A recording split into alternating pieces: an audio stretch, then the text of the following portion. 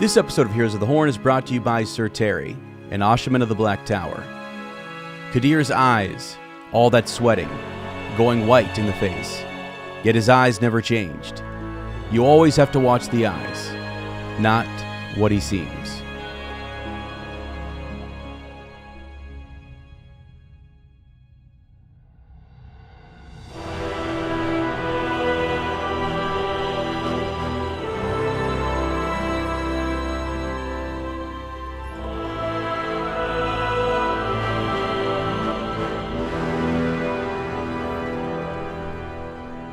Welcome to Heroes of the Horn, a Wheel of Time podcast. I am Sir Matt. And I am Sir Ezra. Welcome to our Wheel of Time book club. The horn has sounded and we have answered the call. Today we are covering The Shadow Rising Part 6, chapters 35 through 40. And in our village council, we will be discussing the Seanchan. As we are recording this, it is Super Bowl Sunday. Yeah.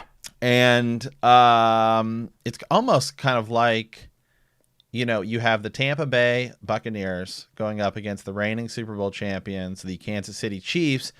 Almost kind of like you've got the Aiel versus the Seanchan. The Seanchan, they come over on boats. You could almost say they're a little pirate-ish. Okay. So who do you like? Wow. Who am I picking in the Super Bowl?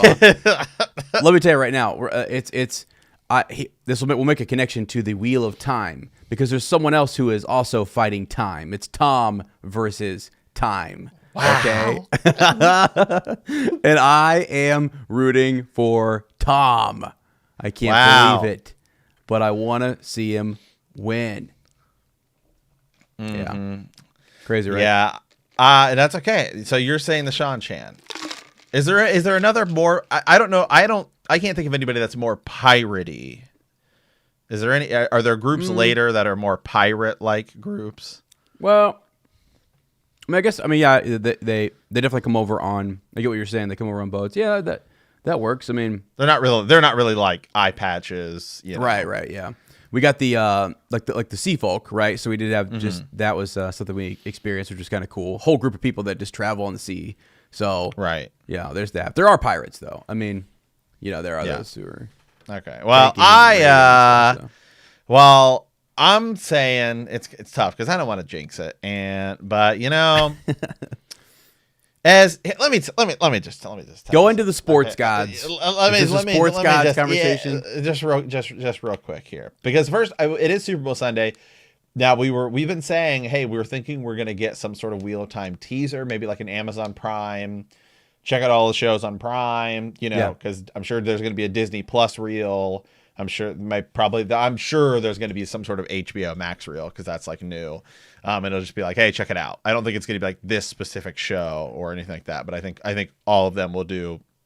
Here we are in streaming for Super Bowl commercials. Although Watt on Prime specifically said, don't expect anything today. Right. But that doesn't mean there's not gonna be. Okay, yeah, they could be one Twitter the wool account over our eyes. So there you go. So anyway, I was going to say that real quick, just in correlation to why, just because it is Super Bowl Sunday. But you know what, Ez? Yeah. Let me just say something here, okay? There have been a lot of people who are like, they thought they were dragons. Look at this guy. Look at everything he's achieving. Is he a dragon? Is he a dragon? Okay. And then somebody comes along and the achievements are just so profound that you have to say it's the real deal. Yeah. And that is Patrick Mahomes. Oh my gosh. Oh, wow. His first year as a starter, he's NFL MVP and is a terrible NFL overtime rule away from, he doesn't get the ball in overtime because the NFL's overtime rules are stupid. They should change it to college. If he gets to go toe to toe with Tom there, maybe he gets a thing. Okay. His second year, he wins the Super Bowl. His third year, he's back in the Super Bowl. And had he not rested the last few games, he probably would have been a league MVP as well. So yeah. It's just, he's lost like 3 times in his career. I mean, it's insane. Okay, so I'm going with the Aiel chief clan of Patrick Mahomes. Okay. And Andy Reid. And I like it. Travis Kelce and, Tyreek Hill. So Okay. I'm going with the chief clan. That's fine. That's fine. All I know is that Tom. You don't bet against Tom versus time. This guy, he sees the pattern. He sees it and he weaves it himself. He'll call an audible. He can even change the pattern if he wants. Literally the pattern of the wide receiver if he wants to change it. Is Tom the dragon, or is Tom Logate the false dragon? He's done a lot of crazy things. Well, see, I was going to ask you. Arthur Hawkwing won a bunch of wars. Everybody thought, oh no, right. Well, and here's the thing, you kind of have to. It's sort of a read and find out, right? So as we go, as you watch these characters, so Patrick, right? If he is the Dragon Reborn, right? Can he keep this up for 14 seasons? Can he keep this up for 14 novels? I mean, will he be there to fight in the last battle? Will he flame out? Exactly. Or is this might be Tom Brady's last battle? This might be his last battle. He is literally going out there again. I almost wish you could have that you had read the last book, because there's so many little references to who each of them could be. Like if I'm saying Tom is like the dragon, and then he's out there. Although he's older, I don't know, but yeah. Yeah. It's by the time this comes out, the game will be over, so we'll all know who was right and who was wrong. Probably because you just don't bet against Tom. Yeah. But, you try not to. Yeah. Yeah, I don't know. It's gonna be fun. I was hoping there'd be something, some like an image or something. Maybe I think they said there's not a reel, but maybe there's an image or something. I don't know. I'm just I'm hopeful, but also it's whatever. We're getting stuff. I mean, seems like once or twice a month they're doing something. They're keeping that Twitter account active. Watt on Prime. Make sure you're following Watt on Prime. Also follow us at the Horn of Valir. And we kind of retweet their stuff. Matt's been telling me I need to start tweeting at them. They will respond. They respond to a lot of Twitters that are just somebody who claimed, long ago, like whatever said I mean, like minor characters. Right. And they retweet, they tweet at him. They're like, oh, we must respect the brown, whatever. I'm like, we're the heroes of the Horn, man. Yeah, I know, right? I know. We have the freaking horn over here, guys. Like we'll sound it. Watch out. But no, I think that's cool, and I'm hoping we get some updates, from them, because you would kind of think that something would need to happen on a large stage like this. For example, my buddy Lane, who we run Lord of the Rings podcast, an unexpected podcast. If you guys are into Lord of the Rings, I kind of assume if people are into Wheel of Time, you might be into that. You can go check that out. It's another podcast. We have a YouTube channel. He called me and he said, what do you think about tonight? He's the same thing Matt did. What's your prediction? What do you think? I actually told him 28-24. Tom is what I said there, prediction wise. While we're making, but just the other way, the other way around. Yeah. So anyways, he said, you think tonight we're going to see something from Amazon in regards to Lord of the Rings? The Rings. And I was like, maybe, but I don't know. Like here's the thing. They're way quiet. They are just, I think they're like pushing along in production. I think that shows way further down the line. I think so too. I don't even think there's cast announced, is there? For that? Yeah, there is. Yeah. Oh, there is. Yeah, there is. Yeah, there's cast announced. There's they've got showrunners. They haven't started filming. I think they did. They filmed the first 2 episodes, and then okay. They stopped, and they kind of did sort of. There's a bunch of rumors on that as to whether or not they fired some people. J.A. Bayona is directing it, and I honestly think here when people went there, a lot of the Ishmael Cordova was there, and we've been talking about him and his role in that series. He was in New Zealand for what? I mean, why else would he be in New Zealand other than to maybe film something? It's just way under wraps. Like it is super under wraps. Their Twitter account is not tweeting. People aren't cast as specific characters yet because it's in a time period we don't know, right? Yeah, exactly. I mean, there are confirmed. I think I want to think like maybe Galadriel and a couple other figures are actually cast, but most of them are not. Most of them are unknown. So the fun thing there is to speculate like who are they going to be. Kind of what people were doing when Wheel of Time hit. And so you can see Wheel of Time is in a much further like seemingly further along, unless they're just keeping it more under wraps. Like the showrunners are not tweeting as much. The Twitter account is not super active. Yeah, I'm looking at it. You know, I'm looking at it here. The Lord of the Rings thing. Actually, it's kind of a.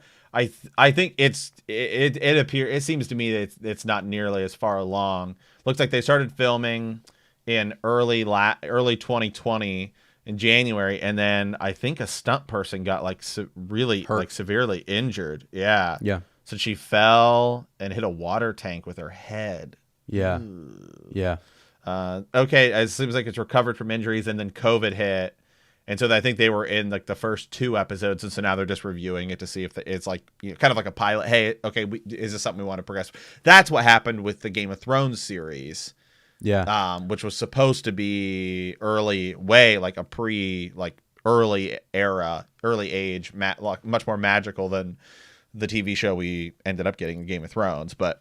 Now they're working on that prequel, and I think they did film like 1 or 2 pilots, first 2 episodes, and it never sees the light of day because they say, man, we don't want to do this or not. I will say this though, I think it's actually secretly. I'm being dead serious about this. I think it's secretly, I think it's. I wouldn't. See, the thing is, the rumor is that it wouldn't surprise me if they dropped a reel before Wheel of Time does, because. Secret, like J.A. Bayona, I think he did all of his next couple episodes here in the fall when they were on major lockdown, because there was all this stuff like Bezos went out there after the injury, flew out there, looked over everything. They poured so much money into it. And again, this is Amazon. We're talking about this because it's related to Wheel of Time and Amazon, who's running these shows. And for some reason, they're going top secret. They're going like real secrecy on this stuff, and they have to work with the Tolkien estate. There's different things going on with rights and stuff, and so it's always been a little not contentious, but like it's been hard to kind of maneuver around what you have the rights to, what you can do, what you can't do, where you can take liberties, where you cannot. So that is a whole nother hurdle I think they're facing over there.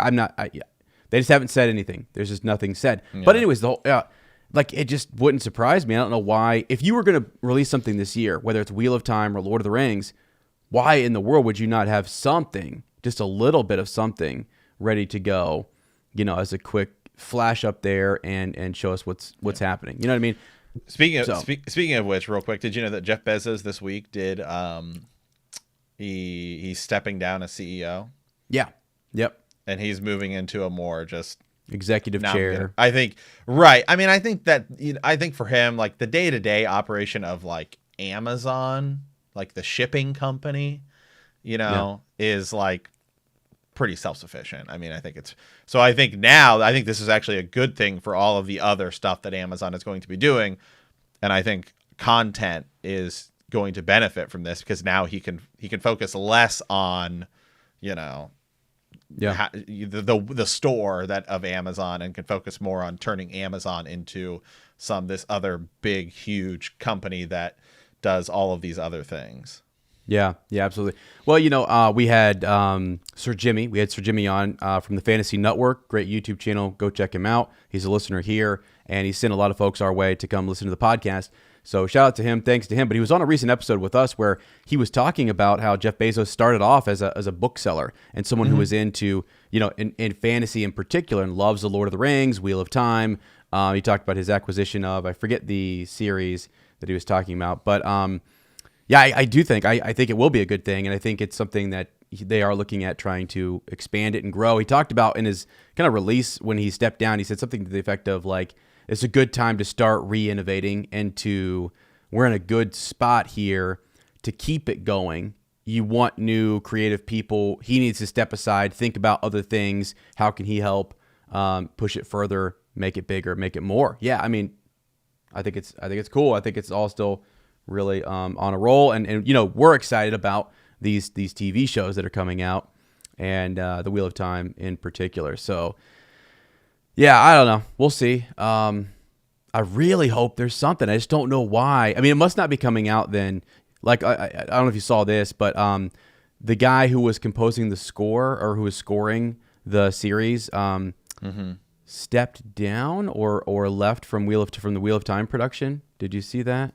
It was No, I I didn't forget see what his that. name is, but yeah. So that kind of full stop there, and that's a pretty important piece. You know what I mean? They want to make sure we want, score is like so important. It's such a big deal in movies and TV shows. So Absolutely. Oh, absolutely. so yeah, that's a little bit of news for you guys there. Sorry, I don't have his name up here, and apologize for that. But yeah, I think they're still, we're in post production with a lot of stuff. I don't even, I'm not one of those guys who I'm looking at like leaked photos a whole lot or leaked things too much. I'm just kind of on the fringe, keeping track of it. I'm looking at the big major takeaways because we're just kind of into the content, the story, the characters, plot. How's it gonna, we like to speculate a little bit.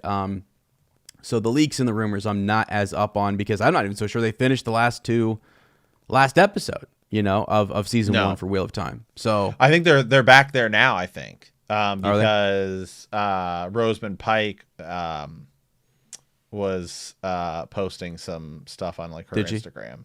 Yeah. Nice. Okay. Yeah, that's cool. I heard they were going to a different country, a different location, and so maybe it was like it would work. But yeah, it's just the dynamics of the pandemic and COVID that have really altered production. I still think we're getting. I think we're getting it end of 2021. I do think we will get it end of 2021. Yeah. So tonight, I mean, for this, Amazon might do something where it's just not just like show titles. It could just be the title, Wheel of Time. If that's all it was, that's enough. You have a stage to do that. Put up Lord of the Rings, The Second Age, Wheel of Time. Throw up your big TV shows with just their names and logos, and you're good. I mean, that's kind of what Disney Plus did for all of their new Star Wars shows. Just toss it up there. That was their Investors Day situation, but it's kind of neat to get that in front of millions of people. So yeah, I mean, because if you remember 2 years ago, there was a Game of Thrones joke commercial with Bud Light, right? Yeah, but they didn't. I mean, it wasn't any footage. But then there was like an HBO reel, and there was like 3 seconds of new Game of Thrones footage in there. And so if that's where if we get anything, that's kind of what I'm saying. What I think it will be is a shot of, you just show a shot of like, somebody's head turn and it just says Wheel of Time. And, it's like, maybe you see like, house is on fire or something. It's like, oh, what's that? What is that? Yeah. That's all I expect. Right. I don't expect exactly. Literally I would say I expect no more than, remember Super Bowl commercials are, like millions of dollars a second. I mean, right. Yeah. So 3 seconds at the most. Right. Yep. Yeah. So we'll see. We'll see if you guys, if you guys have news on any of that stuff as we move forward past the Super Bowl and just like speculation on when a trailer is coming. Like I said, follow that Twitter account, Watt on Prime, Rafe Judkins. Follow him as well for updates, and we'll anxiously await all of that goodness. So. All right, well, here we go. We're going to dive into what is a pretty interesting batch. And just so you guys know, we only read 5 chapters this week. I told Sir Matt this was going to happen. Like it's thick. It is a thick book. There's a lot to do. I mean, honestly, right now, like I'm getting my COVID vaccine today, by the way. Thank your first Lord. one, or this is your first one? Yeah, first one. Yeah, first shot. Yeah, I got because I got my second one earlier this week, and let me tell you. They say the second one, you really you'll feel sick, and I definitely was. Yeah. I mean, so it's just been kind of like the dynamic, time of year for me at school, time of just all of this, this time of year is a little bit kind of whatever. So yeah, we're a little bit delayed in this, and we got these 5. And actually, I'll go ahead and tell you guys this now. Normally we do it at the end of the show. But we're going to divide up the rest of the Shadow Rising into 2 more parts. We'll have today's part 6, and then we'll have part 7 and part 8. So part 7 will be chapters 41 through 49, and then part 8, chapters 50 through 58. Now, if we need a little bit more time to kind of read through some of those, which I'm telling Sir Matt, take your time. I don't want him rushing through. It's a lot because we do go from this to Game of Thrones to Star Wars books. And yeah, so it's a lot, but and I want this to be, I love when we sit down here and we take a chance, like when we're talking about Wheel of Time, like Matt knows, like right beforehand, I had to go back and I was listening to how someone's name was pronounced because I'm like, oh gosh, like they're so, there's so many names. And then I looked up how many Seanchan characters there are, and I'm like, holy smokes, forgot about like the tons of named characters in this series. But yeah, so that's where we are. That's where we're at. Let's dive in here. I want to talk today in the village council just a little bit about the Seanchan. So the reason I want to do this is we actually come across an individual who is called a seeker.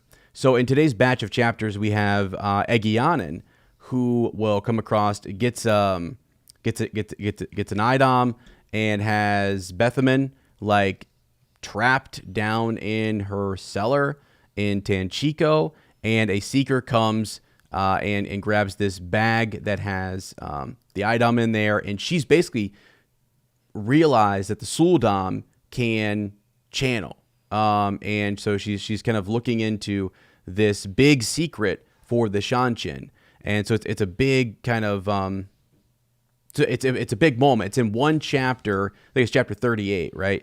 And so we thought we'd kind of like focus on this, catch us up on the Seanchan a little bit. I always think it's good for like a refresher, like we did it with Alana Masvani, taking us back to what was her story arc. Well, now we're going to talk about the Seanchan, where when we first met them, and then kind of track them up to this point. So recently, the Seanchan Empire has engaged in this effort to retake the continent that we're on. We call it Randland, the Westlands, whatever you want to call it, depending on where you're coming from.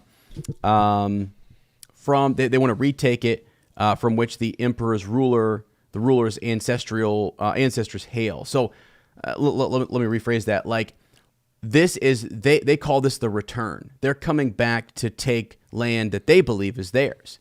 They were sent away years ago to take what is now Seanchan, and they've taken it and they've mastered it, but what they thought was an empire that they had left behind is gone. And this is where you get into the references to Arthur Hawkwing and all this kind of stuff, and you start looking at the histories and tracking back, like, okay, who are these people referencing?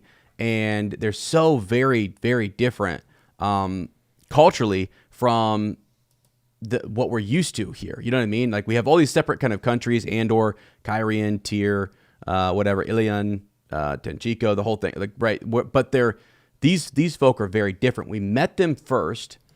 So the Seanchan, they've been planning this for some time. They needed a long time to build their ships. This is a big effort to make all their troops, come back across the sea. And they're not just trying to take like a little bit of land. They want to take the whole continent. So this is not some type of like, let's just go attack a few cities or whatever. They're calling it the return. You can kind of feel that it's this big deal. So the Seanchan made their first attempt they by seizing the city of Falma and the surrounding lands, but they were driven back. And we know that they were driven back by the Dragon Reborn. Yeah. I always love how I just get like slide in kind of the title, the Dragon Reborn. And it was at the end of the Great Hunt, we come across, Black Aja shows up. We've got Egwene, who was taken captive by them. Nynaeve and Elaine and Min are all trying to get her out. Rand is there. Inktar has his final stand against them for House Shinawa and for the Light, which was epic. So they're driven back. They're pushed back, defeated, scattered, if you will. Some of the ships are destroyed.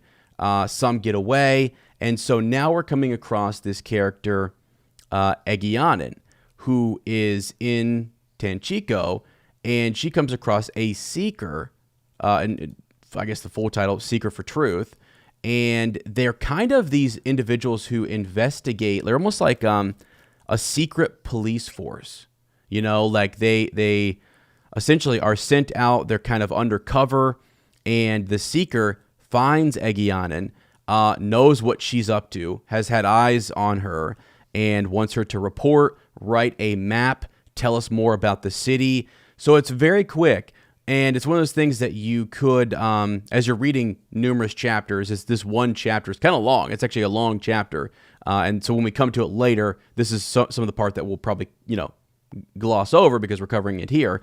But yeah, like you can tell something is brewing with the Seanchan. You thought they were gone, they're back, and this is where we kind of see that there are individuals still there. They're dealing with this whole idea of taking Damani, right? Damani are basically they have the idom, like this bracelet or whatever, this leash that is on them that is a Tarmon Gai'don that controls them. That basically a Suldam or someone who is kind of their master. I mean, it's a terrible aspect to their culture, but they can control that person and they can force them to channel and do different things, right? As soon as the Seanchan find out that you can channel, you are leashed, you're collared, you're like they want to control that, and they want to control you. Well, what we're realizing and what Gai'don realizes in that chapter is that the people who control the other end of the collar can also channel. Yeah. So there's a dilemma there, right? I mean, there's a big dilemma in that, and that's something that we got to keep in mind, because if that's a secret, that's one of those things like you talk about, what does our government want to share with us? What are they hiding from us? What are the secrets? Because it would shatter our society. It would shatter the way we think, our religious sort of like hierarchies or whatever, structures, whatever it might be. If this secret gets back and it's well known among the people, it could destabilize them. Is almost what you start to think about. It's so, it's just funny because you have like the Aes Sedai who want to shut down male channelers. And then you have the Seanchan who just want to shut down the Aes Sedai, right? And so, I mean, it's just, you know what I mean? It's like it's really just, it's all power. Everyone's just trying to get power however they can. And so, the Seanchan, you think about them, it's like they're really saying kind of the same thing the Aes Sedai is saying about male channelers. Essentially, yeah. Like they when they find, you're right. I mean, when the Aes Sedai currently find a male channeler, they gentle. They gentle. That's the whole issue Tom has with his nephew, and that's why Moraine was kind of talking to him just a little bit about, like, she uses that information about his nephew to help convince Tom to go where she wants Tom to go, take care of the girls and that kind of thing. So yeah, you're right. It's totally.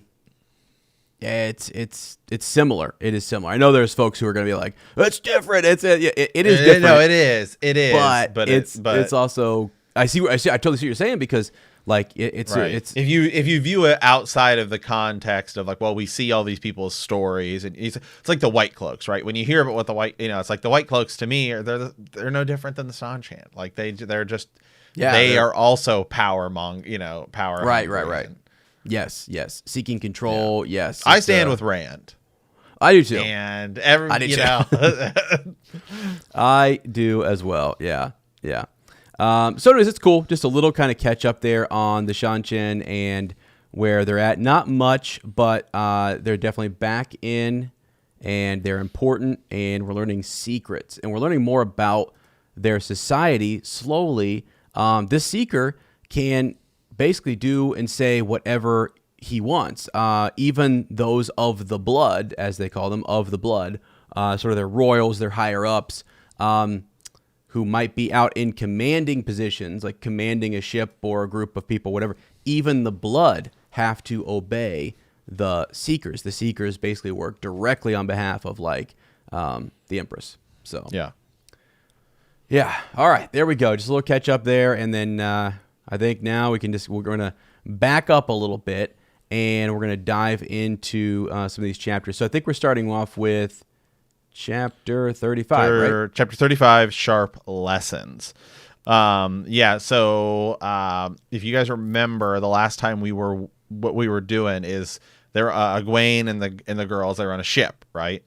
So Egwene finds Elaine at the agreed upon location, Teleron Riyadh, the Stone of Tyr. Elaine is dressed like a sea folk woman. At the sea, sea meaning wide. Basically, she's wearing like the sea folk outfit, right? She's not wearing a top. Like Elaine walks down, and she's like, "Whoa, what's going on?" Elaine like kind of gets startled, and she says, "Well, I couldn't have, obviously I couldn't have tried that outfit up on the ship." Certainly not with Tom and Julian around. So, Egwene didn't know those two were with Elaine and Nynaeve, and Elaine explains. Well, she did expose herself. Well, She explains. It's the word. Right. She explains that they were sent by Lan and Rand to help them. And then Egwene gives her a report of the portal stones, Rudion and Rand's true parents. She's worried about Rand. He is as hard as Land and Ruark in some ways, and definitely planning something he doesn't want people to know yet. Then she also tells Elaine that Avienda can channel. Yeah. And that she will be very strong one day. Mm-hmm. Yeah, and I like that they can kind of. People love the videos where you're talking about who's more powerful, right? They actually, there's a lot of like just kind of characters referencing like they're going to be very strong, stronger than anyone we've seen, or I'm almost as strong as Nynaeve, or but like Nynaeve's strong, or but I'm stronger than this person in this way. So yeah, you now we're throwing Avienda into the mix of that whole conversation, and it's cool because when we're back in tier, we're thinking, all right, why do the wise ones want her? Why was she upset with the letter? She's a maiden of the spear. She's upset about having to give that up. And so, yeah, Egwene is just kind of filling them in on this. And this is a neat point because we're going to have to remember what's happening here, because Egwene and Elaine and Nynaeve are meeting at this location in the dream world, right? So they're picking a set time and place where they can come to the dream world and talk to one another and exchange information. So that's pretty cool. So when you and I remember when you first asked me, like, how do people talk across the like, how do people talk? Right. Like, because we know ravens are sent in Game of Thrones. This is how. Like, this is one of the ways in which our main group of characters will do this. This was not something that was being widely used by anyone in the White Tower, really. So this is something Egwene, they say when she first shows up, is one of what they suspect might be a true dreamer. And they haven't had someone like this in a long time. So, and we know that Nynaeve and Elaine have that kind of stone ring, Tarmon Gai'don, where if it just touches your skin, they kind of go to sleep with it, and it will take them to the dream world, and then they're there. And yeah, so in this, right, I mean, like Elaine she's thinking about those outfits and how she's out with the sea folk, and she can just change her outfit, right? What's interesting is they don't have a lot of control in this world, and what you'll start to notice is that when they think about someone else, their garments change, or they're kind of embarrassed by it, or something like that. Right. That happens. That already happened when Egwene ran across one of the wise ones who was dreaming and was in different attire, and then came back different, with different clothes on and stuff. So. Yeah, so this is kind of cool. It's going to be a reoccurring meeting place that they've established, and just sort of a passing of information. So, yeah. Let's see. Yeah. Oh no, I was just continue on kind of with some of the summary here. Right. So she says that Avienda can summer. She has been learning from them that the ship is going fast indeed. They will be in Tanchico for a couple of days. She also tells Egwene that the sea folk think Rand is their Coramor. They will serve him. Egwene says she wishes the Aiel were as easily convinced. She tells Egwene some of the Aiel may try to kill Rand. Elaine demands she make sure that doesn't happen. Then we move on a little bit. Egwene warns Elaine that she might not be on time for their next meeting, and that happens. If that happens, she and Nynaeve will have to check the following night. She will come as soon as there is an opportunity. Then again, the conversation turns to Rand, and while Elaine is still in the middle of explaining her doubts and feelings to Egwene, she is dragged off by Amis. Amis. Yeah. Amis. Sorry. Yep. Yeah. Amis. Yeah. Yeah. And the reason why she's dragged off, right, is because she went to the world of dreams, the dream world, unsupervised. She should not have been there. She needs someone to be with her. Now, you might think, well, hold on a second. The other girls they're there, but that doesn't matter because Egwene has made an agreement with the wise ones. You're going to be trained by us. You're going in safely. We're not going to risk you. You're going to listen to us. You're going to fall in line. And remember, Egwene is posing as an actual Aes Sedai, and they basically have said, let's strip that of you. Like, you're not, when you're with us, you're going to be like our trainee. I mean, you're going to be, if we say go fetch water, you're going to fetch water. If we say, pour more water on the rocks to get the steam tent going, you're going to do it. You make some tea, you're going to do that. And it's just a part of her kind of training with them. So yeah, Mies is not happy that she is here unsupervised. Yeah, I mean, it sounds like a lot of people are doing things that they either get away with a lot or they just decide, the rules don't apply. Yeah, sometimes I know it's kind of crazy, right? So like Moraine is allowing them to pose as Aes Sedai, as full on Aes Sedai. They're not. None of them are, right? But it's because it's for their protection. It gives them more authority. So they've went through minimal training, but now their training is in the field, and Moraine is just kind of accepting it and is not going to out them entirely because they haven't sworn any oaths or anything. I mean, they just they still respect the Aes Sedai and their tradition and their whatever, but they're all kind of learning on the fly here. So yeah, I think that's interesting. Let's see. Anything? Mies. Yeah, and so Mies is telling her just the same things, kind of. Mies tells her that she will refuse to teach her. She's like, I'm not going to teach you anymore if you don't agree with me. She demands that Egwene braids her hair like an Aiel girl until she proves she can behave like a woman. Egwene sees no other options and then kind of swallows her pride. Mm-hmm.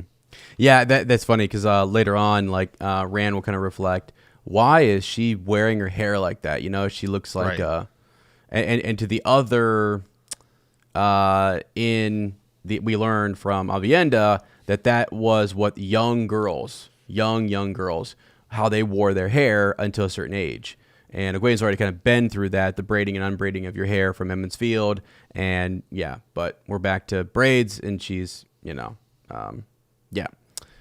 interesting. So, she's falling in line with the wise ones. Now, there is this bit where the wise ones kind of put Moraine in check a little bit. Moraine is, they highly respect the Aes Sedai. The wise ones and Moraine are having a meeting about what to do about Rand. And they're in the sweat tent. By the way, I got to make a quick aside. This is probably the third reference to nudity in this episode. And someone said in our Wheel of Time versus Game of Thrones video, they're like, did you guys miss all the references to nudity in this? I'm like, but they're so subtle and they're so innocent that they're not really, you know what I mean? There's something that you can because we were easily... talking about, we were talking about whether or not we think it's going to be where on the scale is it going to be more rated R or more PG-13? Right, or PG-13. Yeah, I still think you can imply that they're nude without whatever. I don't know what they're going to do, but either way, I do think it's kind of funny to see. Right now, this is set up, and it seems very normal, natural, whatever. And then when the guys come across the girls or girls come, it's always just sort of like somebody's stumbling over their words, and it's just kind of funny, All right, so Avienda is in there attending to the hot stones and different things, and so they're talking about how to deal with Rand, and they're choosing to essentially send Avienda to kind of teach him and their ways and their customs, but she's kind of near him almost to be, to inform the wise ones on what he is doing. So, yeah, he's going to be she's going to be with him from the moment he wakes to the moment he goes to sleep. So stuck to his side, And then they will get into it a little bit, coming up here. Right. Well, I mean, actually, kind of beginning of the next chapter, right? So chapter 36, Misdirections. The Aiel break camp and leave Rudion, Rand, and Mat riding with Ruark and Heron at the front of the 400 Jindo. Kaladin and the Shido also leave Rudion, even though 10 days have not passed since Muradin entered the city. Moraine, Egwene, and Lan ride with the wise ones. And then kind of you get a conversation here between Rand and Avienda. As they travel, Rand and Avienda talk. Elaine is the woman for you. Avienda proceeds to paint out in detail exactly why she thinks that way. When she starts to describe Elaine's body to Rand, he becomes embarrassed. She is the woman for you. Elaine has laid her heart at your feet for a bridal wreath. Do you think there is anyone in the Stone of Tyr who does not know? She proceeds to tell Rand that Elaine meant everything she wrote in the letters to him, which confuses Rand to no end. The letters that she wrote are completely contradictory.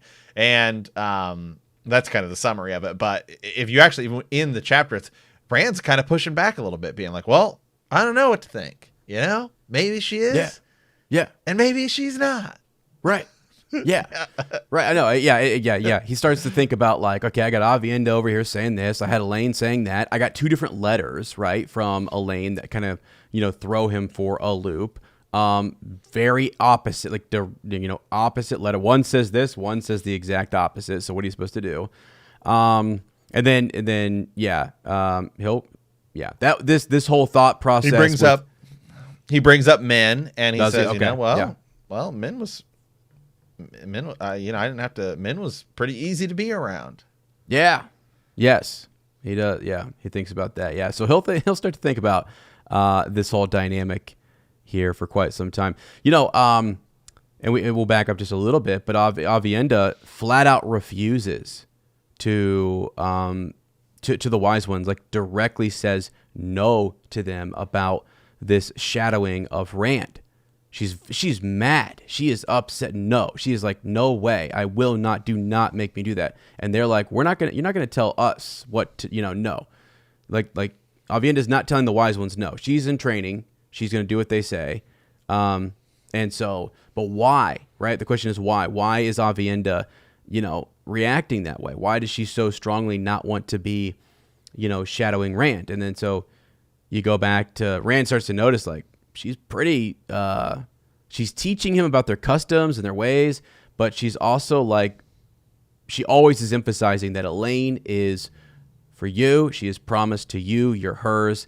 Like, don't be, anytime that it seems like Rand might be looking at another woman or whatever, she just is on him, man. She is on him, and she's just like, hey, what are you doing? Eyes up here. Elaine is what do you, and even though he's not really, I mean, he might not be, she's just sort of seeing him tracking someone, but really we get his internal thoughts on what he's thinking, and he's like paying attention to how much they sweat, their eyes. He's looking for an attack. He is on, the lookout here, but Avienda is seeing it more as just like, why is he looking at that girl? You know what I mean? So right. It's interesting dynamic and kind of comical, honestly. So. Okay. Well, next, we move on. So after that kind of conversation between Rand and Avienda, you have Matt, and he's, Matt is writing and considering a number of things. Rand and Avienda, his refusal to be healed the night before of what happened in Rudion. He says, I've been to Rudion. I've done what those snake folk said I had to. So yeah, if you kind of remember last time, Matt and Rand were in Rudion, and they kind of, Matt saw a lot of different things there, right? There was the snake folk, right, that were saying things. It's kind of this old kind of abandoned city, right? A lot of prophecies about it, and magic that's going on there. And Matt had those interactions with those snake folk, and now that's kind of where his mindset is. So as they ride, they see a group of approaching peddler wagons. They are unknowingly headed towards Rudion, so they say, and are stopped by Ruark and the Aiel. The peddler introduces himself as Hadan Kadere, and Ruark tells them that they will accompany them to Emir's stand. Yeah. So yeah, okay. And these are all kind of, again, we get all these different people and names showing up. You get the peddlers rolling in here, and we're, by the way, when it comes to the Aiel names of their seps and their different places we're going to, it's a lot. And it, like when you get into the these batch of chapters with all of this, it's very new, and it's just kind of thrust upon you. So we got a lot of new characters and names to kind of deal with, but we are dealing with the Shido, who are, these peddlers show up, and you've got Kadere is the main kind of peddler who's rolling in here, and they are looking for safe kind of passage, like an escort. Couladin, who is leading the Shido. Remember, his brother Muradin went into Rudion, and he was going through the pillars the same time that Rand was, and Rand looked over and saw that it was consuming him, and he was raking at his eyes and his face, and he doesn't make it.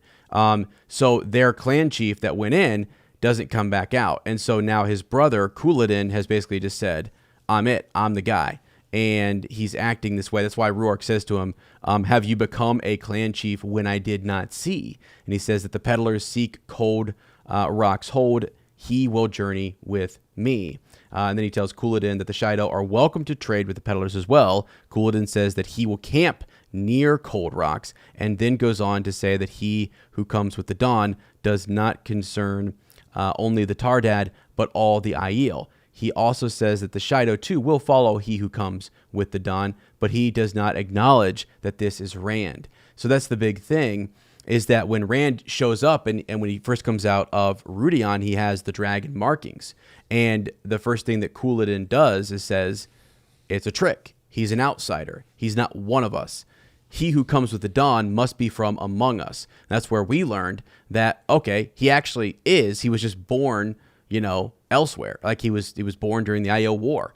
And so he is Aiel, but yet he's an outsider. He doesn't talk like them, he doesn't dress like them, he wears a sword, all of that good stuff. So it's tough for them to accept him, and I don't know. I think he was so they're in a pickle. The Shido are in opposition right now to the other clans moving with Rand, and so we'll kind of see them camping to the side, a little further away.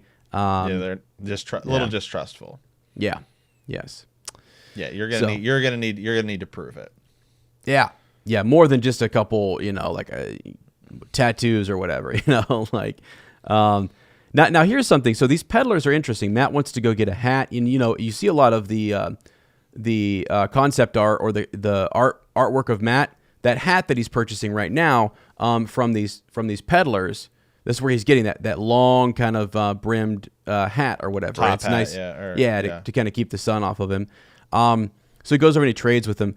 Here's the thing: this guy Kadere, is one of the peddlers there. Rand is distrustful of him, and this is what I said at the top of the show. Kadere's eyes, all that sweating going white in his face, yet his eyes never changed. You always have to watch the eyes, not what he seems. And he knows that there's something more going on there. And So, and Matt's kind of overhearing some of that and thinking that Rand is going crazy. He's going crazy. But he's just calculating. You're getting tidbits that Matt is overhearing as they're riding next to each other. And we're learning that Rand is on the lookout, keeping watch on these folk, and always expecting or trying to anticipate when the next attack is going to come against him. So, okay, well that brings us to chapter 37, Emery Stand. So you have two different point of views in this chapter: a Rand and a Matt point of view. So, starting with Rand, the Aiel and their companions reach Emery Stand. Avienda continues to speak to Rand of Elaine, and he becomes angry. This is where they get into it a little bit more, and he gets a little upset. He says, "You don't show any respect for the Dragon Reborn, but you could try finding a little for the How do you pronounce it? As it's the Karkarn. Karkarn, yeah. Karkarn, yeah. Karkarn, yeah. Karkarn. The pronunciations now are just like, oh, that's what I'm saying. What was the one we had to look up? You had to look up the. You asked me too quick. We just said it. Egianen. Yeah. And if you go look at it, it looks like Aegean, right, or whatever. But it's and so it's different too because you get the how you read something and then how the audio book reads it, and then who knows what. And then how the author actually says it during right. That's a whole other thing. And it's going to be something that'll be interesting when the show comes about too.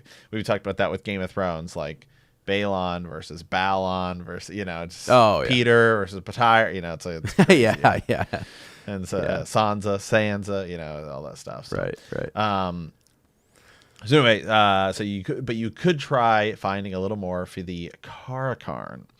Adian and the group of maidens approach and tell Ruark that there's trouble ahead at Emery Stand. Ruark and Jindo take off to see what's wrong, and Rand, Avienda, and Matt follow a little more slowly. They reach Emery Stand, and Rand is somewhat surprised. A few widely scattered clumps of long-haired white goats browsed on patches of tough grass and even leaves of thorny bushes. At first, he did not see the crude stone building set at the base of a tall butte. The rough stonework blended in perfectly, and several thorn bushes had taken root of the dirt-covered roof. Not very big, it had arrow slits for windows and only one door that he could see. After a moment, he spotted another building, no larger, tucked into a ledge some 20 paces higher. A deep crevice ran up the ledge and beyond. From behind the stone at the base, there was no other evident way to reach the ledge. Ruark and Avienda are disturbed. Avienda says the goats, raiders would not have left any of them behind. And Ruark adds, "Why does no one come out? They should be able to see my face and know me." Yeah, and this is basically they're coming across like an attack. There's some disagreement on whether this was Trollocs. You get the wise ones, Moraine. They're all inspecting the buildings. And there's blood splatter on the buildings. Kadere tells Rand that he has heard. Oh well, that's okay. Don't jump ahead too far here. Kadere is very interested in Rand. This group of peddlers, you're going to notice through the next several batches of chapters. Keep an eye on the peddlers because Rand's keeping an eye on them and their eyes. By the way, so. But yeah, they're discussing all of this, and then out of nowhere, Kadere comes up and wants to kind of know more about about Rand and who he really is. Is he who he says he is? Kalendor, the whole thing, and all of that. So a little conversation that they have right at the end of that, but this is still kind of what's going on. Rand will later on. They just kind of move away from this location. He and Lan will go practice sword fighting, and that's not anything that's. We should elaborate on that a little bit, just because. So yeah, we come across this horrific scene. We're kind of dumbfounded by it a little bit. Our characters don't know what's happening here. Doesn't seem like raiders. Is it Trollocs? Is it whatever? Then we go back to we're interested more in Rand. The IEL people are all watching Rand, and he decides to go practice sword fighting. And so if you recall, like a lot of the kind of some of the first sins of the IEL were like the use of a sword and like the sword being killing. And if these people were once pacifist and practiced the way of the leaf, and they were more servants to Aes Sedai, and they've fallen from that way of life. What they adopted instead of like a sword, the spear is what they use. That's their main weapon, the way they fight. So one of the reasons like Couladin and the Shido are so upset with Rand is because he's carrying a sword. No true Aielman would carry a sword, and now in front of them, in their face, he is going to practice with the sword with Lan, and it's just not something like, even with Lan, they have respect for him, but they don't like people that carry swords. They just don't like that. It's not something part of their way of life or whatever.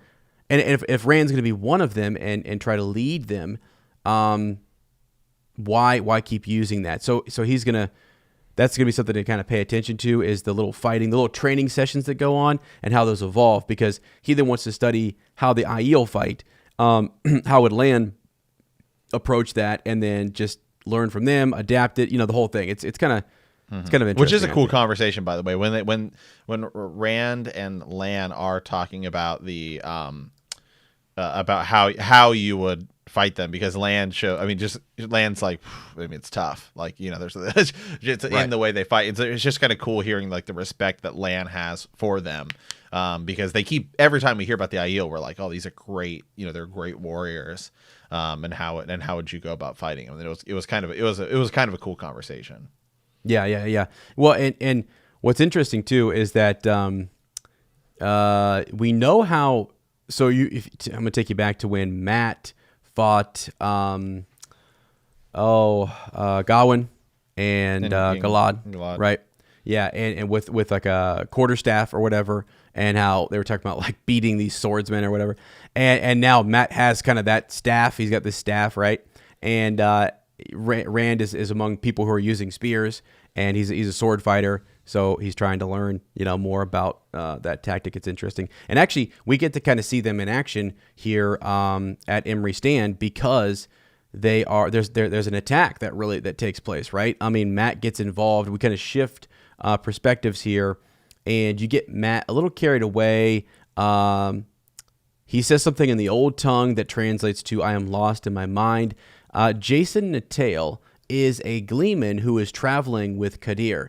Kadere and the peddlers, they have a gleeman with them. Our gleeman, Tom Maryland, is over in Tanchico, Tarmon. He's with Elaine and Nynaeve. And so we have another gleeman. This is kind of cool, right? Like there's more of these guys.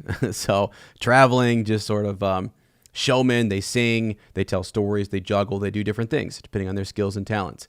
And so he is with Kadere, and he overhears Matt kind of saying this in the old tongue, which translates to "I am lost in my own mind," and that's sort of the whole everything that happened with the elfin, with the foxes. By the way, yeah, you can abbreviate that to like the foxes and the snakes is really what those two groups of people are. So I might just call them the foxes, moving forward. But so when he's there, I mean, both times, snakes and foxes, we're talking about his mind and what he needs and the memories that are taken and put in and replaced and all that kind of stuff. So he has now, when the gleeman sings a song, he has memories about different lives, like different lifetimes. And he's speaking in the old tongue fluently. He could hear it and understand it, and he could speak it. So he's totally starting to change and morph into something more. It's just sort of like we always talk about powers, right? Perrin getting the yellow eyes and being able to like walk in the dream world, and then Rand's powers, and then Matt with his luck and randomness, and now he's got like these other. It's almost like it feels like a video game, right? As they're going through, he's got his staff. Now he's got a hat. Now this hat, does this hat have any power? I don't know. Does it? Maybe. He goes and buys this sick hat. Well, I mean, look, it keeps the sun off his head. So you think about like points in a video game. There you go. I mean, it's just kind of, I don't know. I love how they keep acquiring gear and powers and abilities and things. And it's fantastic. What makes it feel like just such a really cool, epic, series and story tale. So, but this gleeman is interesting. He's very interested in Matt going into Rudion, and what did he see there? What stuff did he see? And he almost wants Matt to kind of just tell him. It's kind of casual about it, but like, tell me what you saw in there. Like, and he always comes at it from this approach of he is a gleeman, and what do gleemans like to do? They like to tell stories. They like to because Natale has just come across the Dragon Reborn. If he could stay next to this guy and tell his story, think about that. He's the most renowned gleeman. He's telling the stories of the dragon and his wars, his time in the waste and in Rudion and things. So he's kind of collecting information here, right? Just to kind of, add to those stories and things. Mm-hmm. Okay, well, so let's go over to Matt's point of view for this, and some of this we've already kind of talked about just a little bit, right? You said that Matt's recollecting stuff from different lifetimes, and so on and so forth. Kaeli, is that here? Kaeli appeared. Yeah, I think it's gosh, I think it's. Yeah, I have no idea. Kaeli? Well, Kaeli? Yeah. Keille, right. So anyway, she appears, and she and Natale have a short fight about what he is supposed to be, what Matt's supposed to be doing. Later, Matt eats with Heron and Rand at Rand and Ruark's fire. After the meal is finished, Natale sings for them, starting off with a song named the Medean's Ford. As the song progresses, Matt remembers being there in another life. As the song comes to an end, an attack from Trollocs begin. Rand fights with his fiery sword of Sidene, and Matt fights with his Ashandari. He, with the help of the other Aiel, kills a Murdral. When the battle ends, Rand, followed by Aviendha, asks Matt if he is all right. He replies, "Oh, I'm fine. Nothing like a little dance with Trollocs to ready you for sleep. Right, Aviendha?" Woo. And anyway, so then Ruach appears with bad news. He tells them that 50 Trollocs attacked the Wise Ones' camp, and it was only because of Moraine that they had survived. The Shido were also attacked, though with less numbers. Ruach mentions that this is strange, and there are no more Shido than Tardad. After Matt leaves to go to sleep, Moraine appears and examines Rand. She tells him that the attack was aimed at him. Egwene appears and gets mad at him, thinking that he is trying to upset Moraine. He goes to his tent with Aviendha following him. Mm-hmm. Yeah. So this attack, we get to see Matt really go off and do. I mean, we already knew he was a fighter and he was really good going up against. Like, that's why I brought up the White Tower fight, because he's got the skills, and he doesn't really want to be here necessarily, but like he needs to be. He's on a path, and so he's here. And yeah, you have the other Aiel going out there and fighting, and it's a pretty, it's this attack. The Shido are also attacked, though with less numbers, as you said. So what's that about, right? Why is it because of Rand? Is that what it is? Like, where Rand is, that's where the heat is going to be most. That's where the attack is going to be most at. Possibly. I did want to bring up. You asked me. As soon as I take a closer look at that character, I just had to go look up that character real quick. Her name is Kylie. I know Kylie very well. Yeah. So yeah. It's funny because I'm always listening to the characters, and to see them on the page. As soon as I looked up her description, I was like, oh yeah, that's exactly. I know who that is, right? Yeah. And so Kylie actually is going over and fighting with Jason Natail, the Gleeman, about something. We don't know what. And she's described, by the way, as being she's wearing white, but she's kind of an older, shorter, heavy set woman. You know what I mean? I think she even has like a walking stick and things. So she's interesting for sure. So yeah, we'll pay attention to that whole crew there around the Gleeman and Kadere and stuff. But also, I should mention really quick too. One of the things, these peddlers that are coming across the way here, the Aiel don't typically. It used to be, as I think I said this in previous episodes, like they used to have that treaty and that truce with Cairhien, and they would allow them to cut across to Shara, the Silk Road, and trade silk and go back and forth. And so now you have peddlers who come in here sometimes to sell to the Aiel, or to get something from them, take it back, whatever, or to go all the way across and to be escorted all the way across, because they're just kind of traders. They're not there to hurt anybody, and they're kind of, that's where that whole thing happened with Ruach, where he's kind of like, I will escort them, they're with me. So just so you understand why they're coming, why would peddlers be out in the middle of the freaking waste? Well, they're probably trying to get across to the Silk Road, and they actually go over some of that. I don't have the dialogue or the text right in front of me, but they do talk about what they're doing there and how they want to set up shop and let's trade. And do you got any gold pieces here? Let's go. So that's really what they're about. But they stick around with us because you can see Rand's group just keeps getting bigger and bigger and bigger, right? He's going to go meet more of these Aiel, and we know that he's kind of on a journey to be the chief of chiefs. So, yeah. Okay, chapter 38. Switch things up a little bit. This is where we get into a few different point of views: Aegianan, Cardan, and Leandrin. So from Aegianans, I almost said Aegiandrin. Yeah, jeez. from Egionan's point of view, right? This is where we're in Tanchico, inside the Garden of Silver Breezes. Egionan and Florin Gelb are conversing. Florin Gelb gives Egionan a bag containing an Adam, and she congratulates and pays him for it. He then tells her that he may have found one of the women that she is looking for.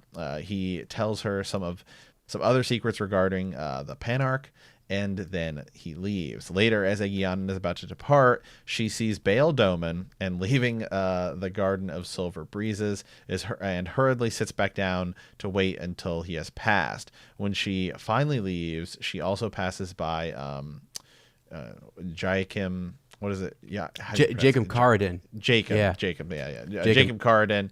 As she is carried away on her sedan chair, she ponders the worn state of Tanchico. Yeah, and Baal Doman's everywhere. Baal Doman is everywhere. That guy, and I'm glad you said that, because let's back up for a second, okay? And this is why because it took me a second. I was like, wait a second, Gelb, hold on a second. I know he's just someone that Egionan has hired here in Tanchico and is going out and doing stuff, but what's his backstory, right? Do we know this guy? Yes, we do, right? He was in the Eye of the World. And so Gelb is a sailor, formerly a crew member aboard Baal Doman's ship, the Spray. All right. He's got a narrow face. He's got a long nose. He failed to keep watch during that vulnerable night when the Spray was attacked by Trollocs. This is back in the Eye of the World.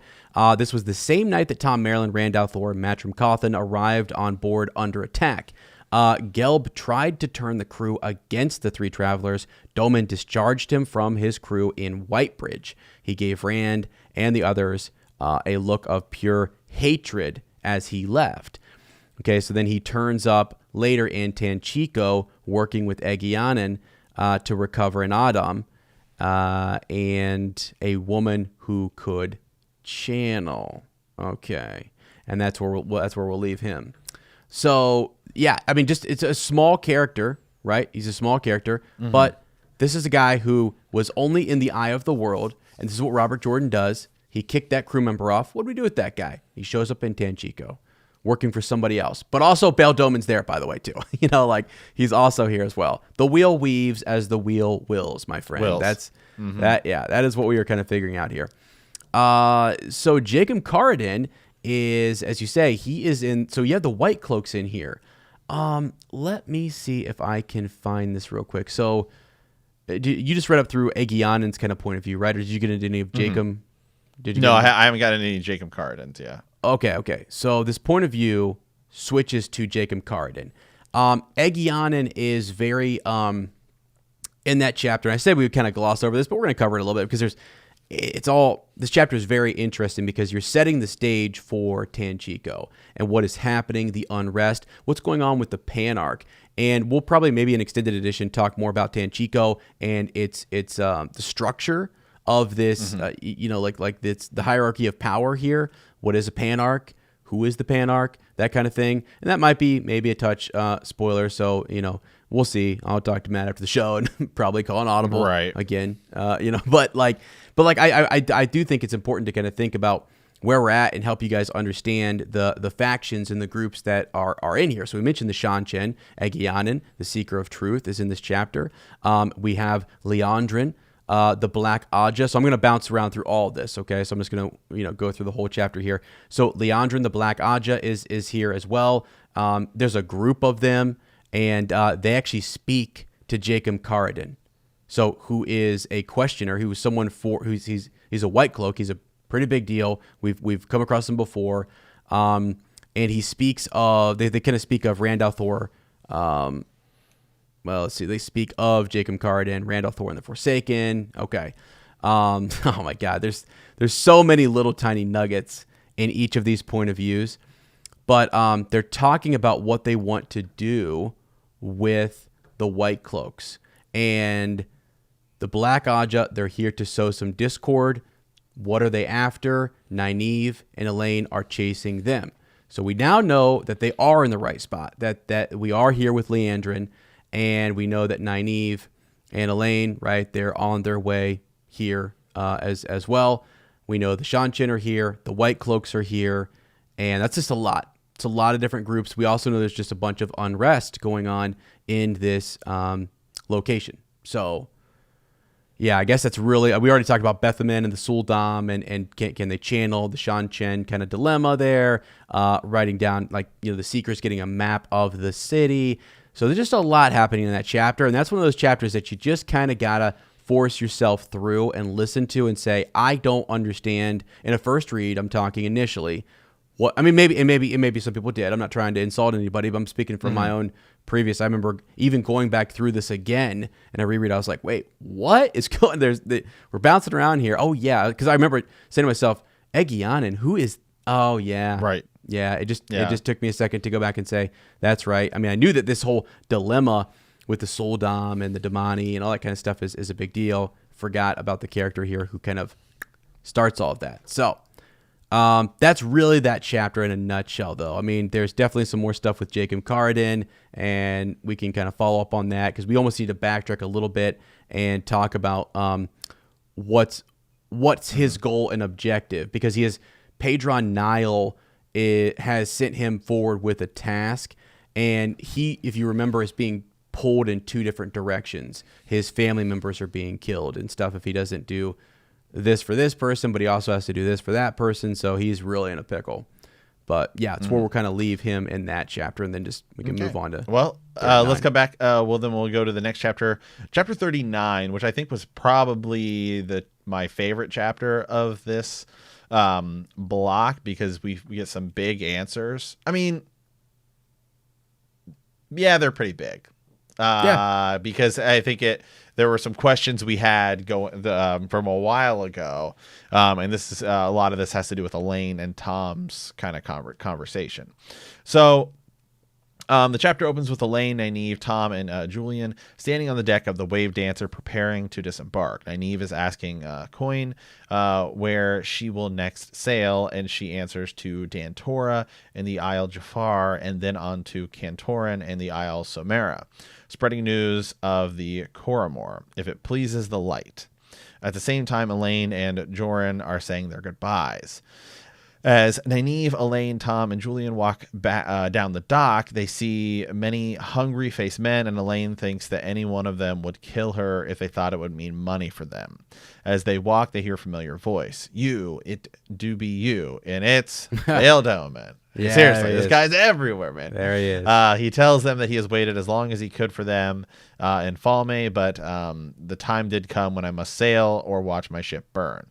He tells them that he can help them get a room as Tanchico do burst its caulking, and they accept. They hire a sedan chair and soon arrive at the inn called the Three Plum Court. They meet an innkeeper whose name is Rendra. She reminds Nynaeve of Leandrin. So Nynaeve, Elaine, Tom, Julian, and Gai'don eat. Nynaeve tells the captain about their search for the Black Aja, saying that they may need his help. He reacts almost with despair. It do be going to happen again, Falma all over.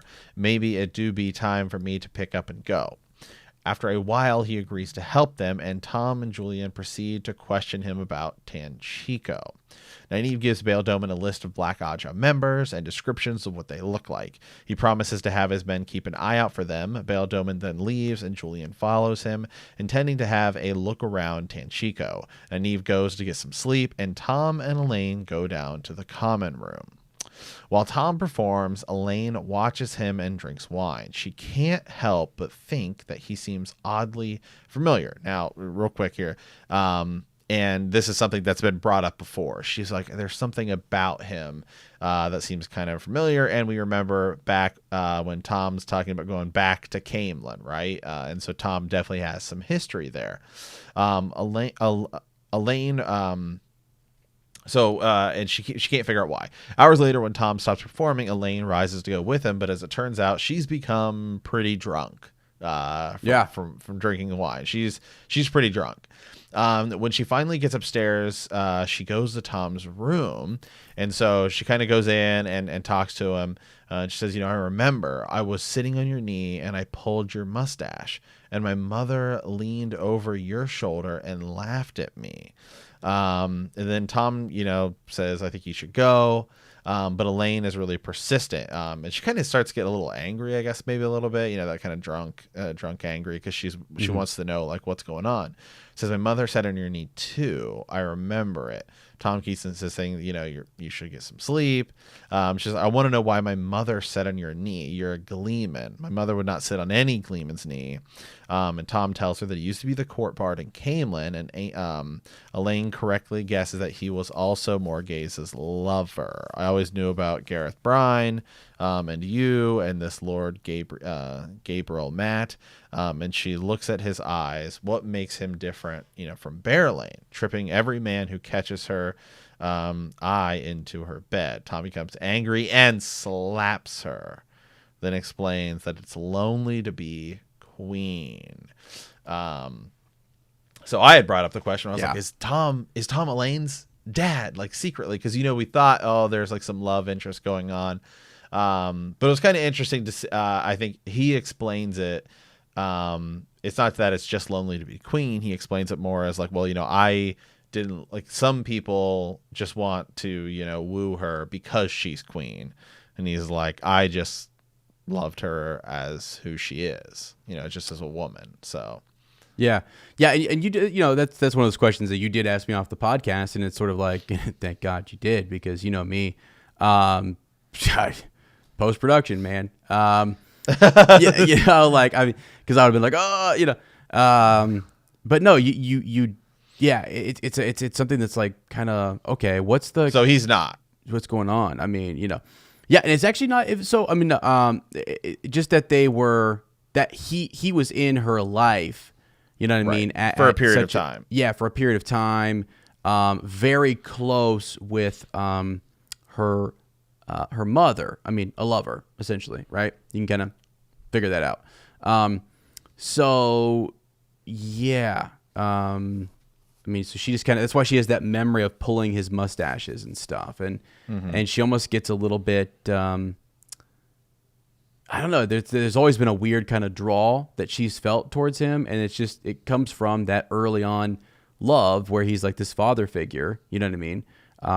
In her life. So that's it.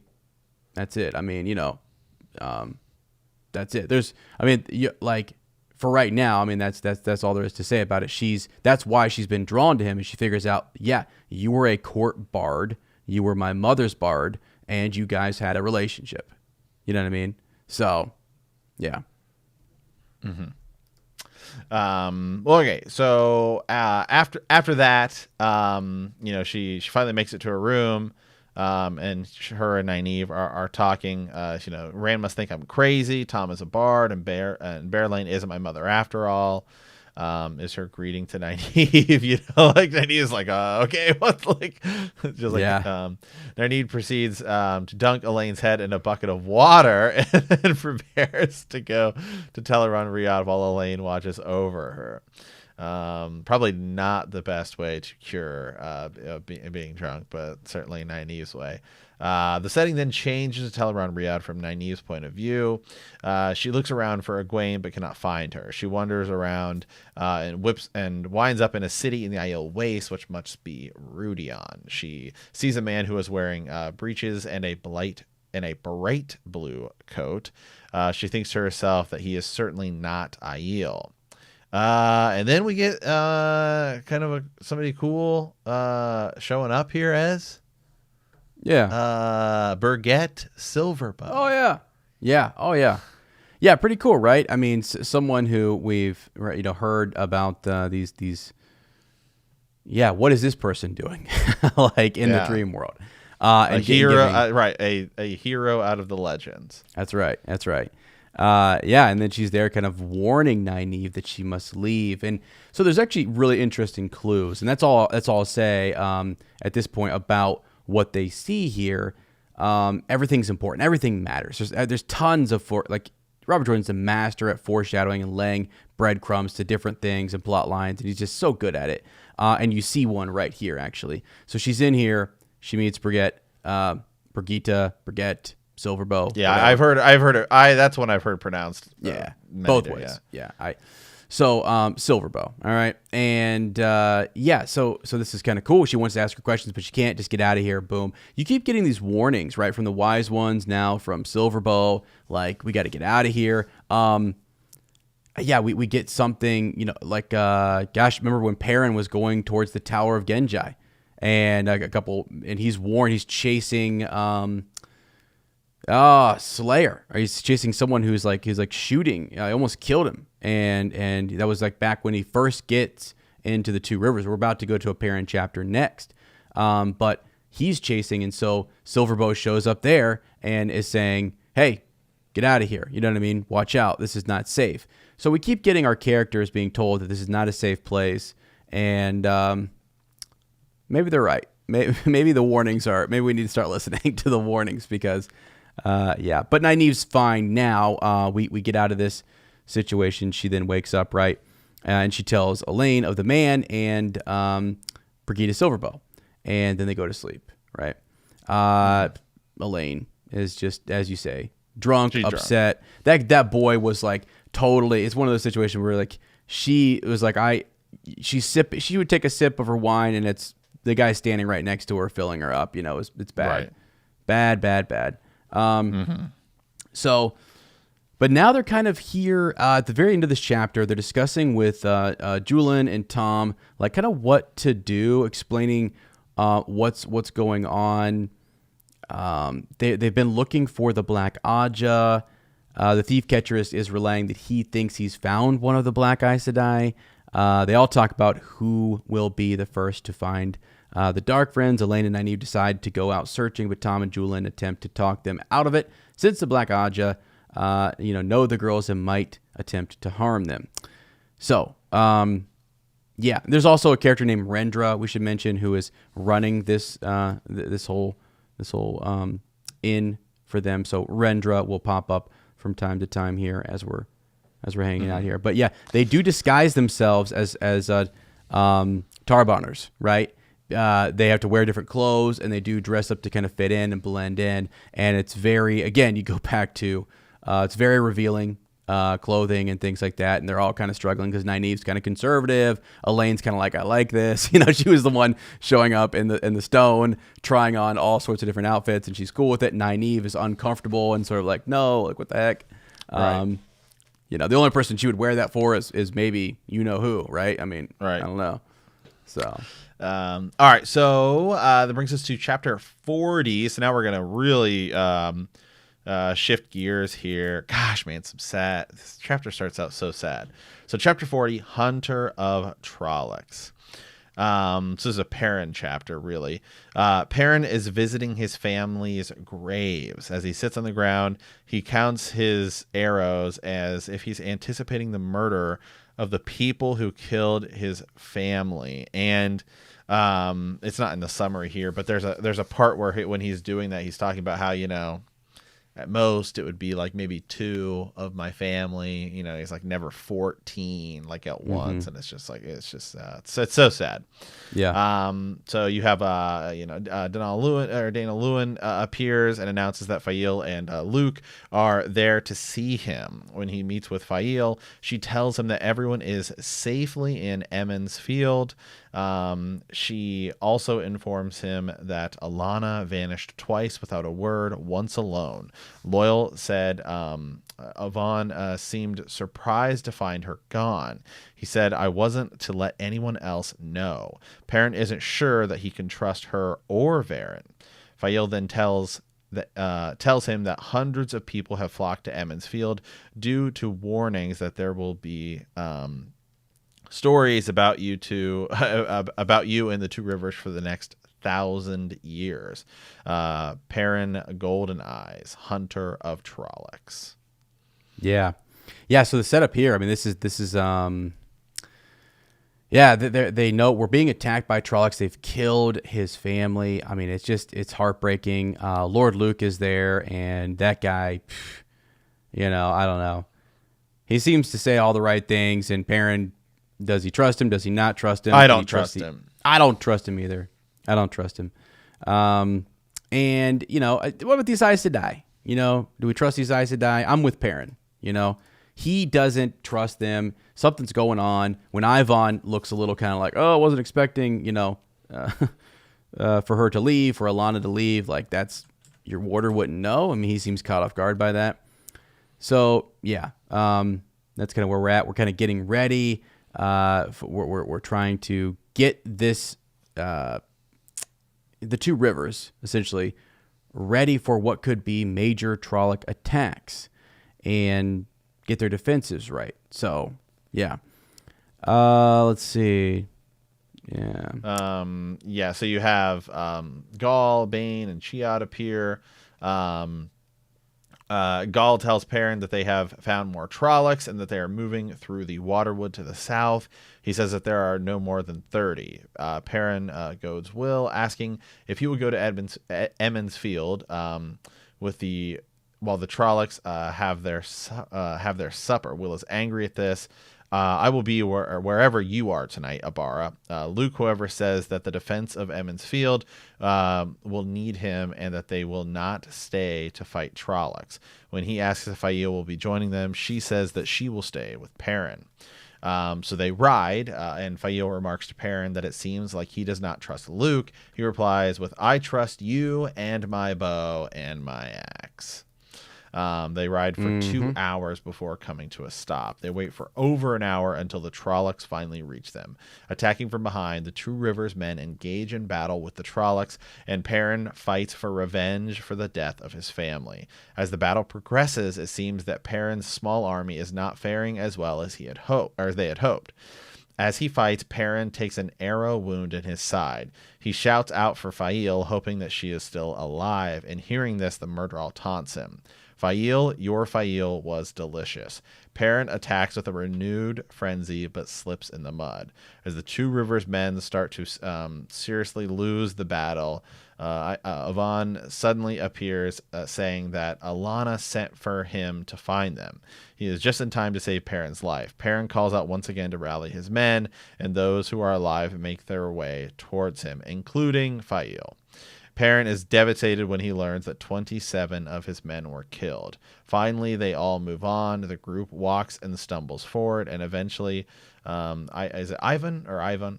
Ivan. Doesn't matter. Yeah. Ivan suggests that they find a farm in which to shelter for the night. As they ride on in search of shelter, Perrin hears faint strains of music in the distance. Yeah. Yeah, so, I mean, this is Lord Luke was talking about how we all need to go back to Emmons Field, but again, as you said, Perrin is hunting Trollocs right now. They've rescued the Emmons Field villagers from the White Cloaks before this, so that has happened, and there's all these references to he and Luke. I mean, not trusting him, trusting, as you said, his axe or his bow and Fael. He says that Luke smells cold and inhuman. All that kind of stuff is going on between he and Lord Luke. Now, Ivan we brought up the Aes Sedai, kind of, there's something going on. Like again, Varen and Alana are going to do what they're going to do. They're Aes Sedai. We're not always going to know what they're up to. Ivan, though, says that he's sent here, and thankfully he's just in time to help Perrin because they went south and they were hunting more of these Trolloc groups, looking to spring a trap, but they themselves were actually caught in a trap. And this is one of those moments where a lot of the Emmons Fielders were kind of like, okay, we want battle, right? We want to we want to stay by you, and they're kind of like ready to defend their home. But this is where you see Perrin will take heavy losses, and they start to really understand the consequences of fighting Trollocs. It's not easy. It's not what the stories say. And so in the midst of all this, you hear Perrin saying things like, Two Rivers to me, for the love of the light, rally to me here, rally here. And he gives these great kind of like battle cries, and he's commanding them. They're looking to him, and it's epic. It starts off sad, and then but you just see that this whole kind of the Two Rivers is in turmoil, and they need someone to step up and to lead, because you've got Lord Luke, who we don't really know or trust. You get the White Cloaks, not really seeming to prepare good defenses. They're being harried by all sorts of Trolloc attacks. Perrin knows about the Waygate nearby and how maybe they could get into the Two Rivers quickly. So, yeah, a lot going on here. And this is just a kind of a big moment where it's kind of cool to see Ivan, like, take out a Murdral, to see a warder. Yeah. Kind of Yeah. know, I think that's sick. That's actually pretty cool. So, but yeah, and then we do hear, just last thing on this chapter for me, they hear that music coming from nearby.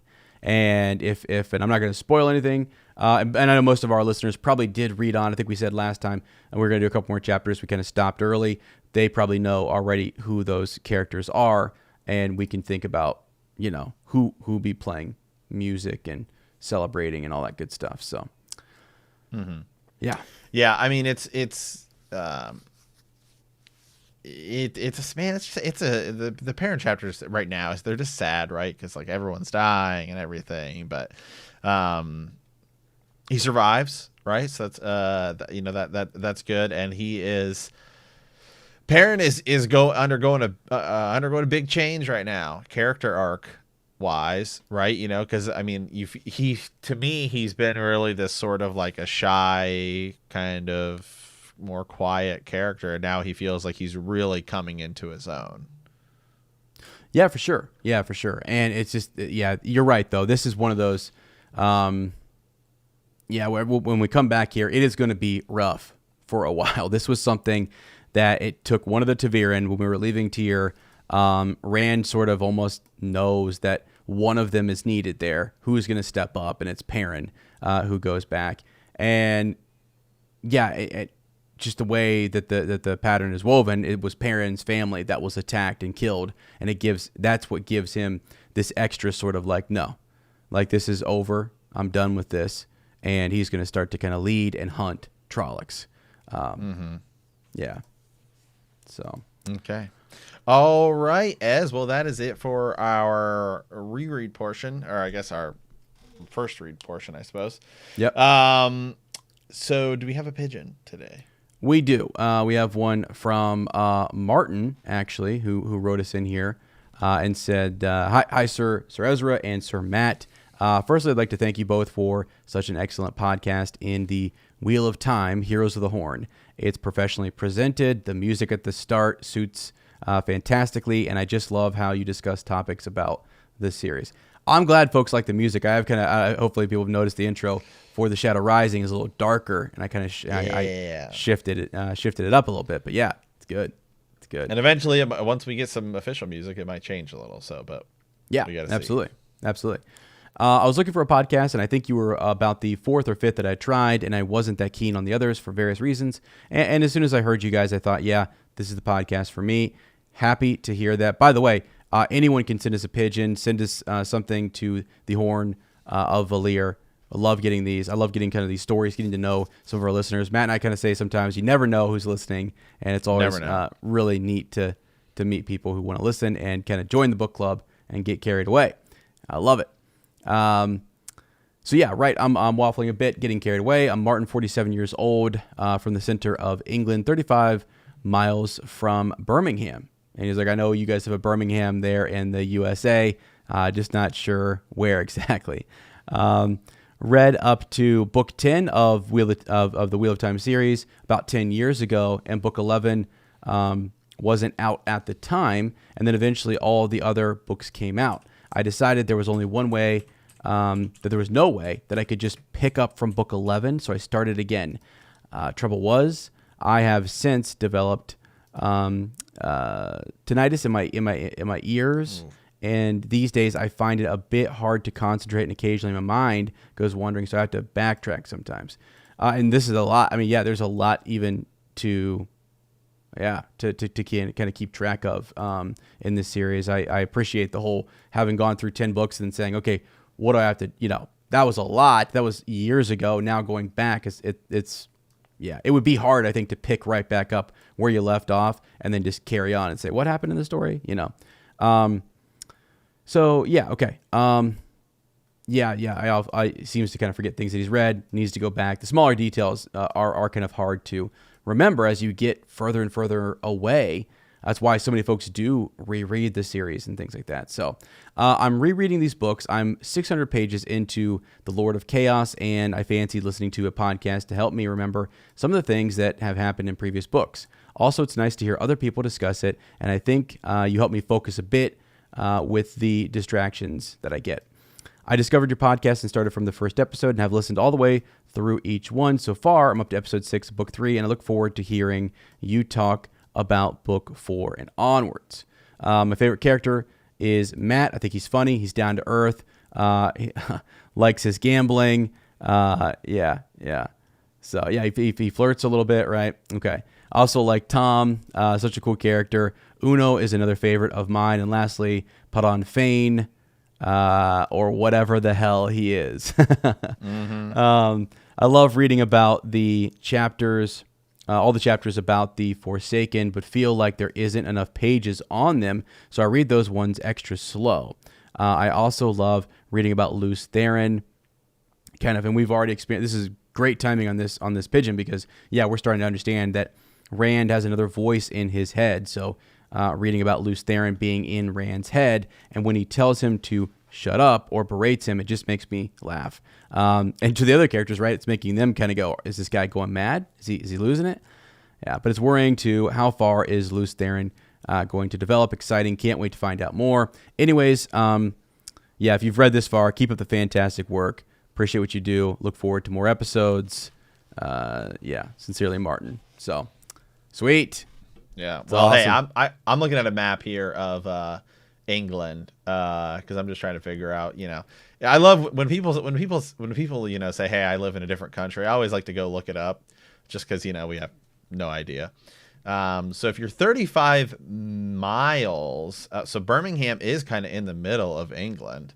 Now then you have Scotland towards the top, and I don't want to offend anybody from the UK, right? Because we have be careful now, right? Because Ireland's its own thing, but Northern, so. Well, I think, are you closer to Manchester here? Because Manchester's right there. You got London right there. What about Nottingham? It's right there. Nottingham. Oh, wow. My gosh. The stories, the sheriff, Robin Hood. Oh, Nottingham. My gosh. So that's kind of cool. I want to go to England. Oh, I would love to. I was planning. You were gonna go to Scotland. I know. I can't believe it. And then so COVID I may hit, be, so. Man, yeah. Who knows? Things will change. I'm hoping to get the vaccine, like we said, and get back out there, meet some folks. I love going out and meeting some of our listeners and just coming across people who are into the fandoms. Hey, if you're in the area, if I'm traveling there, and you want to go grab a beverage, let me know. I'm down to. I had some folks in Scotland who were like, "We will take you out," and I was like, "All right, I need to see the lay of the land there. Let's do it." So. Drink some tea. They drink a lot of tea over there. Yeah. If we go to Ireland, that's like pass. pubs, right? They drink a lot of beer over there, I think. Right? Okay. In England? Yeah. I don't think they drink White Claw over there. Probably not. Probably not. That's okay. You're going over there for I want the authentic, stuff. You know what I mean? So when I'm up in up north, I want some scotch. I want the whole thing. So wow. Okay.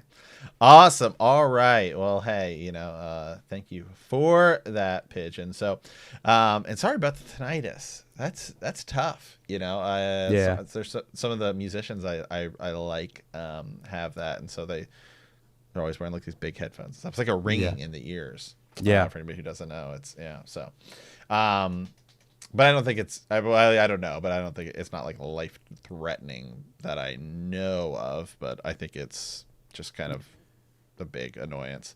Yeah. So, all right, guys. Well, hey, with that is our show for today. So, real quick, you guys can find us on Twitter at the Horn of Valir. We do also have a Facebook page you can check out. Also, Patreon content. Which is patreon.com/ well, I guess technically / the Horn of Valir. Yeah, and I want to mention why you bring that up. We actually just did an exclusive. We'll follow up here with our normal extended edition, but we also did something where we looked at Loyal. Remember that we just did a Loyal kind of character examination, and we tracked Loyal's story. Yeah, up to where we are currently, right? And we're looking for, when we post that on there, should be up around the same time as the extended edition. Check that out and let us know if there's another character you want us to kind of track and get kind of caught up on, because it was really like the Alana Masvani situation where I was sort of like, okay, some of these characters, it's nice to go back and do, to comb back through, and we just had Gelb today, who I almost forgot about, was on the spray back in the Eye of the World. So I think we need to do Bail Doman. I think we do too, actually. I think that's a really he good one shows up everywhere. Yeah, where has that guy been, man? Yeah, so let us know. That's going to be dropping in there. And again, for pretty much $5 and up, you'll get all the audio there. We got a couple more that are dropping at the higher tiers for our patrons who are supporting us there. And then also, I just I worked on something. I haven't even shared this with Sir Matt yet, but I've worked on something for our Heroes of the Horn. So look forward to that. I'm excited to get that out. That'll be a nice surprise coming up here soon. And we're going to have, as we get more information, the Hangouts. We're having a lot of fun over on our Game of Thrones podcast, doing kind of Zoom Hangouts, getting to know folks. So I know a few times I've dropped the link in there for folks from Heroes to come over and hang out. And, you know, we're talking kind of Wheel of Time / Game of Thrones. So it's nice to see, like, David and Heather have been in there. A lot of fun. Really cool to see folks popping over there. And guys, by the time the show comes out, also please subscribe on YouTube, because we want to start going live after the show on YouTube, and you can hang out with us there. I think that'd be phenomenal. Be a lot of fun. So absolutely. So, all right, guys, with that, we want to thank you for answering the call. In our next episode, we will be discussing the Shadow Rising, our part 7, chapters 41 through 49. Yep, absolutely. If you like our podcast, don't forget to subscribe, like us, write a review, leave a comment, or send us a message at thehornofvalir@gmail.com. We will see you soon, and remember that the grave is no bar to our call.